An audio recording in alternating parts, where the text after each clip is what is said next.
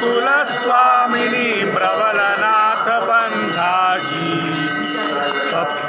सप्तशृंगवासिनी माऊली अमुची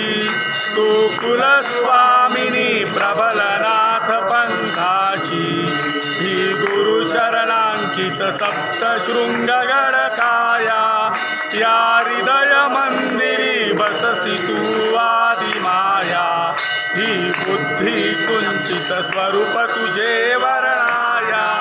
ही जिव्हा न चले जननी तव गुण गाया परी अनन्य वृत्ती तव पदिया बाळाची